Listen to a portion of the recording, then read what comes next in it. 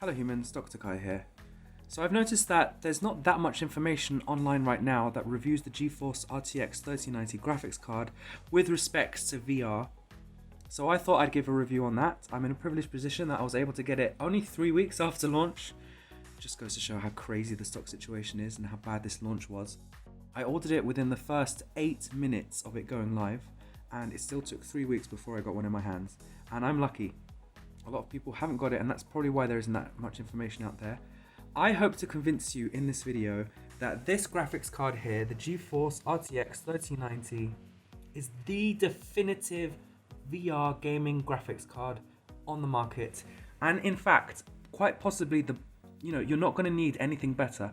This has brought many of my games up to easily playing in 8K. I just had a quick Google, and I believe it was John Carmack who said that in order for VR, which has screens very close to the eye, to have the same pixel density as it would be the equivalent of sitting, your average distance away from a gaming monitor and playing in 1080p, it would need 8K. And we finally have a graphics card, which I will prove over the rest of the video, is capable of running games in 8K. Meaning, come on, bring out the 8K headsets. I don't know if they're ready yet in terms of the technology, but hopefully when they come out, this card is going to be ready for them. And by the time they do come out, there'll be better graphics cards. So VR is definitely on the way to getting perfect. With this graphics card, I have been able to go into several games where I do not see any aliasing at all. I do not see the pixels at all, apart from the fact that the physical display has pixels. But the SS is so great that all of the objects that I'm looking at, it's almost like looking through a screen, and behind that screen is a real world. It's as if I'm really there. I can make out the furthest details. For example, in No Man's Sky or in Elite Dangerous, when I'm looking at objects that are extremely far away and extremely detailed yet small in terms of the screen space, I can make out all of the details as if I was looking at a 1080p screen or better. Ultimately, resolution, and if not physical resolution, at least super sampling makes up for it, is the most important factor when it comes to open world gaming in VR. For example, No Man's Sky and Elite Dangerous, Space Engine, Fallout 4 VR, anything that has long distance views, vistas, sunsets, cityscapes, mountains in the background, trees, any game that has that sort of setting, what you really do need above anything else is resolution. In order to get the resolution high, either through super sampling or with an actual physical resolution of, say, the HP Reverb G1, with super sampling on top of that as well, at a stable frame rate, you do ultimately need an amazing graphics card. And whatever it is about the 3090, it is somehow so much better than the 2080 Ti. I will be giving my anecdotal but fairly accurate comparisons between what it was like on the 2080 Ti, followed by proof of what it's like now on the 3090. I've also overclocked it a bit. This is the Asus ROG Strix OC graphics card, and I've managed to squeeze another 100 megahertz out of it. Probably makes enough of a difference because in VR, every frame that you get, every piece of performance can make or break how you play, especially given the fact that there's such a thing as motion smoothing, which has certain cut-off frame rates where it will kick in. So if you can get just above them in most situations, even by adding maybe just 5 or 10 frames per second more, then all the better. And the 3090 for some reason benchmarks a lot better in VR than the 3080, and I'll show a comparison about that. One thing that should strike you straight away is that these 2080 Ti's are all benchmarking at around 60, 57 to 60. Then the 3080s come along and they average at around 70, so that's an increase of about 10. And then the 3090 comes along and it's all the way up to 84, so that's a further increase of about another 14.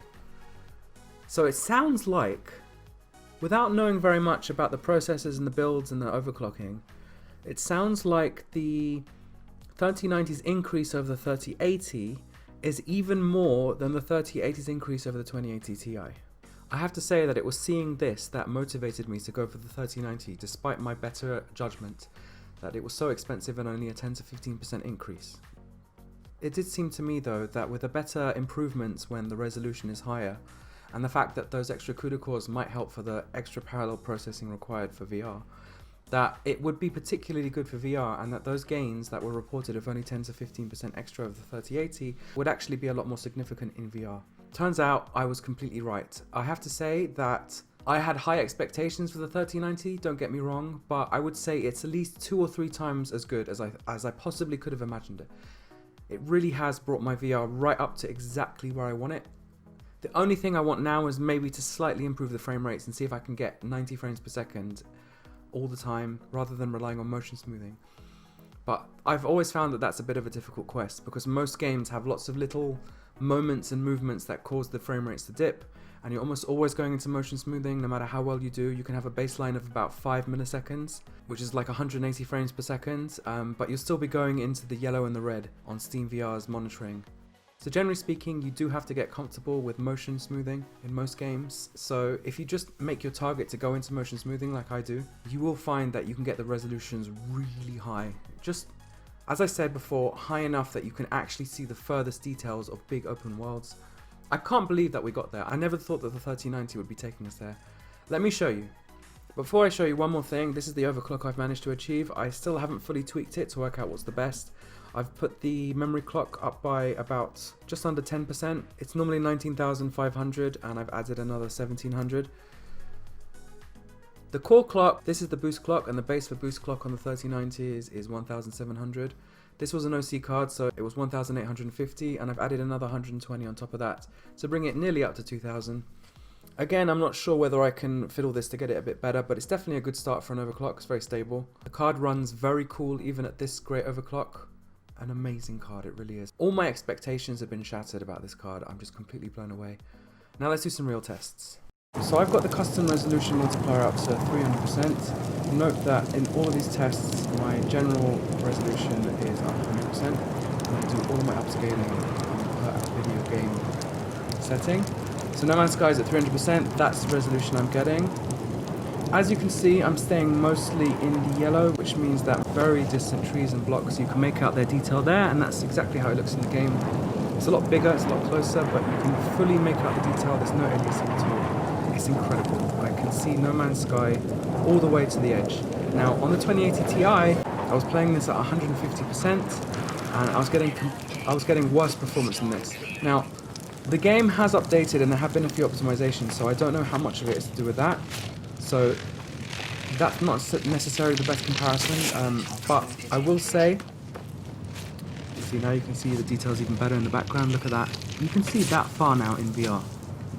Crystal clear. And it's very smooth, and it performs a lot better than it used to. It's a lot more optimized. I remember the old game used to slow down quite a lot. I do play it in Windows Mixed Reality. It could be that it's not such a bad problem in Steam VR. I am getting the HP Reverb G2, and I'll do another review of that then. So definitely like and subscribe if you haven't already. So once again, I'm just going to gush a bit and say that I'm so blown away. I can now see the birds in the sky. Like, with crystal clarity, I can see what they look like, their shape. It feels like they're there, not just a blocky mess. Same with the very distant creatures. When they're very far away, like those walkers over there. In VR, that would look absolutely amazing. Like, I'm looking at some very distant creatures with no loss of quality at all. I can gesture. So, I love VR. I really, really do. For immersionaholics, for escapists, VR and a No Man's Sky are just incredible. What a great place to disappear to. Just to point out that the recording software that I was using an extra 3 or 4 milliseconds of frame time. So it's actually quite a lot better than my demonstration was just now. Okay, on to the next game. Okay, now for Elite Dangerous. I'm going to do several tests in several locations in the game. So when I'm just out in space, I'm able to crank the super sampling in Steam up to 150%. And then, on top of that, in the game itself, I'm able to crank it up to 2x. So they combine in some way. It's probably somewhere near 300% super sampling now in game. Do bear in mind that my recording software adds a few milliseconds of time to the frames. So this is generally speaking hovering about 18 or 19 in open space. So motion smoothing is kicked in. Again, it always does for some reason, even in Elite, even in space, even if you crank it all the way down. I don't know why. So you just have to learn to live with it. And I do very comfortably, and I can tell you now that those stars in VR look stunning. The stars, the farther away, more dimmer stars are tiny. Unfortunately, the game does have a problem where it renders things that are bright, supposedly, by making them big. When you're just looking at the velvety blanket of stars in the sky, the stars now look absolutely incredible. So there's the Large Magellanic Clouds. They are now crystal clear. I can make out every drop of texture on them. There's a nebula over there. You can make out all the details. I don't know if you've ever noticed, but there's a red galaxy in the sky. There it is. You can see more detail than ever before now that I've cranked up this resolution.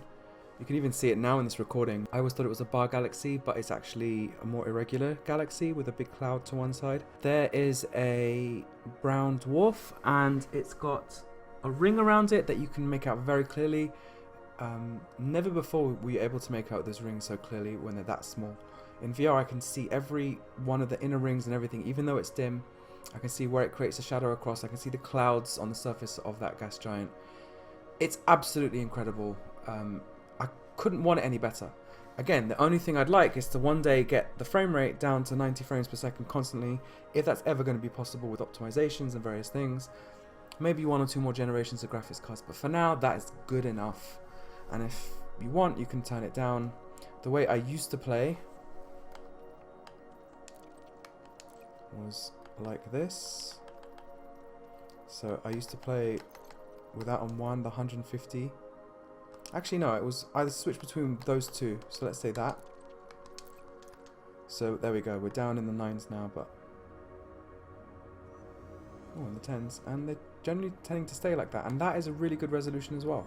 That's how I used to play, and I was always very happy, although now that I've seen what it can be, I don't know if I can ever go back. Now to do a test inside a station. So we still have the setting at 1.25 in game, 1.5 out of the game. We're getting frame rates now that are still, even with the station here, below 11 milliseconds generally speaking, so that's 90 frames per second, no motion smoothing at all. That is an incredible resolution, or an incredible super sample rather. And if I were to now crank it up to 2 times, if I want to see this in super crystal clear quality, then it gets fairly bad, but it's still doable. So I might still get that with motion smoothing without the recording. Yeah, just about under 22 pretty much. So you can get stations looking better than ever before. In VR, you can make out all the little windows on it. It's incredible. So if we take it down to 1.5x, we can have the station looking absolutely glorious. Very minimal anti-aliasing, which was always really bad in Elite. They don't have that great anti-aliasing in the game. And yeah, all with motion smoothing, so it's nice and smooth. If you were to take it further down to... This is how it used to perform, by the way, when I was on this setting. But now with this setting, I'm able to get about 90 frames per second and no motion smoothing. So it's been a massive, massive important upgrade, this 3090 over the 2080 Ti.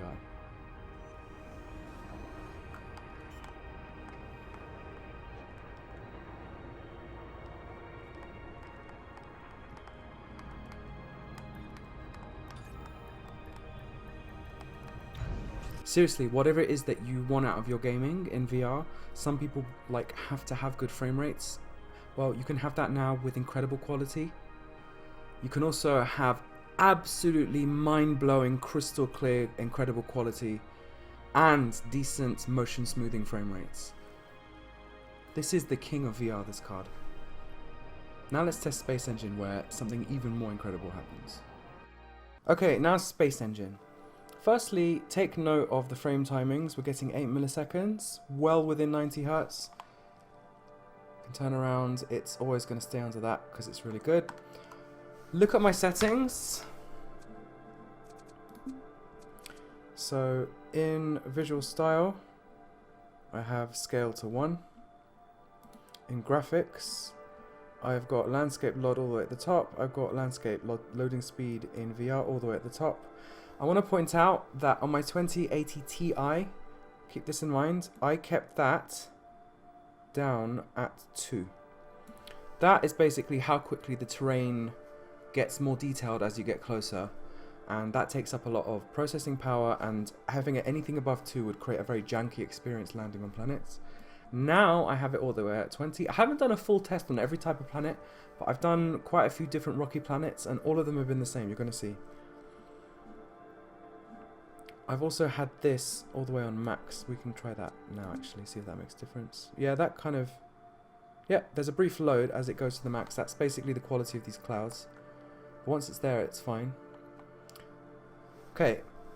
I used to have all of that I just showed you, plus the 2, instead of 20 on the landscape loading, on my 2080 Ti with a super sampling resolution in SteamVR of 1.5.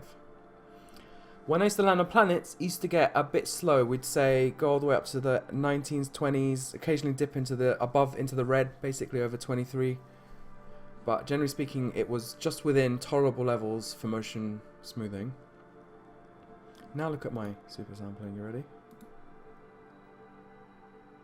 That's right. 500% better than 8K. Let that sink in. I'm playing this game super sampled to better than 8K, and it's not a trick, it really is. The stars are absolutely pinpoints in the game. The clarity is through the roof, and keep an eye on what happens when I land on a planet. Obviously it's not going to stay in the green, but it's going to do extremely well. This is an atmosphere planet, so other planets do even better than this, but so far we haven't even gone into the danger zone of the yellow. We're still on this side of the yellow, the green side of the yellow, not the red side. Look how quickly that landscape is loading in. You can see there's a few spikes that are quite unavoidable, and the game stutters because of them. You can overcome that by just being a bit more patient and going a bit more slow. They're much less noticeable like that. Any good VR player should know this. It's also not helping that I'm recording, so I'm going to just do a brief test without recording. So I've gained about 2 milliseconds of frame time, and the spikes do still exist even like this, but they are a bit better, so part of it is to do with the recording. So if we were to, like, say, land here, get nice and comfortable.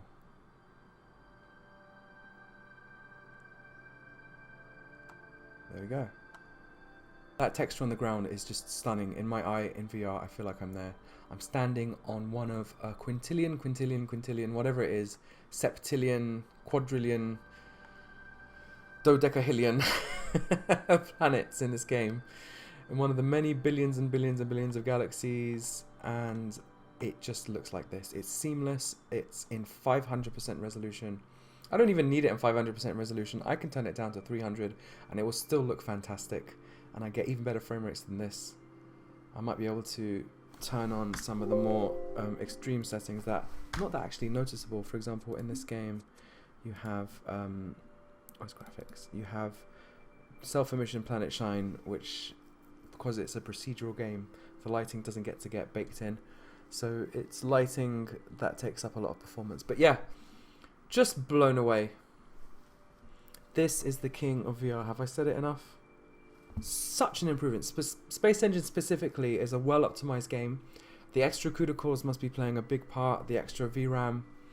Somehow Space Engine just really drinks it up and benefits hugely, and I now have literally the whole universe in over 8K resolution with fantastic frame rates in VR and an amazing HP Reverb headset. Okay, time to do one last test. Different type of game. Okay, another game that I'm playing at 500% super sampling. Again, the recording is adding about 2 milliseconds of frame time, but generally speaking, even that is well within the motion smoothing range of Fallout 4 VR. So this is an outdoor scene.